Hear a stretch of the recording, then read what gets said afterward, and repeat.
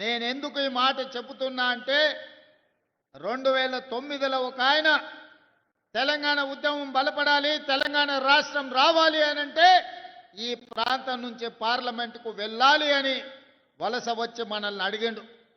వలస వెళ్ళే మనకు వలసల బాధలు తెలుసు. అందుకే వలస వచ్చిన తెలంగాణ సమస్య తెలంగాణ రాష్ట్ర సాధనతోనే పరిష్కారం అవుతుంది.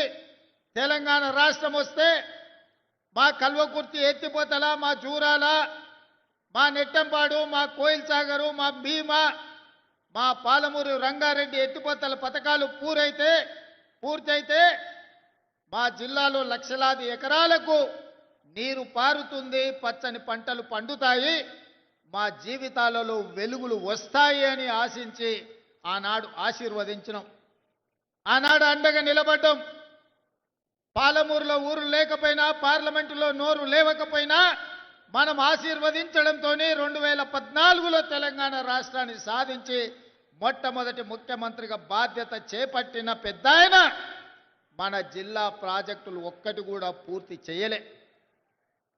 ఏనాడో మొదలుపెట్టిన సంగం బండలో పెద్ద బండ అడ్డం వస్తే బండ కొట్టడానికి 12 కోట్ల రూపాయలు కావాలంటే 2 లక్షల కోట్ల రూపాయలు సాగునీటి ప్రాజెక్టులకు ఖర్చు పెట్టినా సంగం బండలో ఉన్న పెద్ద బండను బలగొట్టడానికి 12 కోట్ల రూపాయలు మనకి ఇవ్వలే.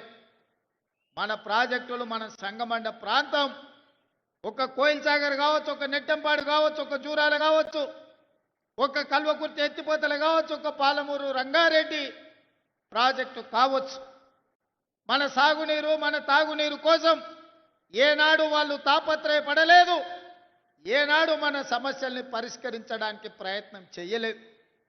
అందుకే అన్ని ఆలోచన చేసి ఇక వాడికో వీడికో పెత్తనం ఇచ్చి ఈరోజు వాళ్ళని అడుక్కునే పరిస్థితి కాదు. మా బిడ్డ మావోడే ఈ తెలంగాణలో పెత్తనం ఉండాలి, మట్టి పనికి పోయినా ఇంటోడే పోవాలని పెద్దోళ్ళు ఎట్లయితే అన్నారో ఇవాళ మట్టి పని పార పని చేసే మన పాలమూరు ప్రజలు ఈనాడు పాలమూరు బిడ్డనే ఆశీర్వదించి తెలంగాణలో అధికారాన్ని కట్టబెట్టారు.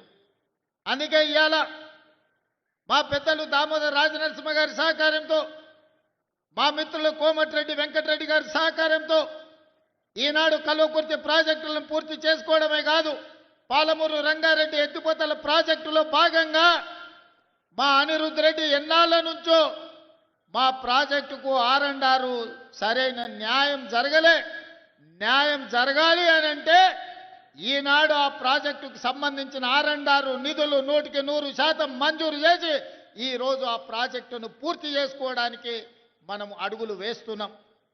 అదేవిధంగా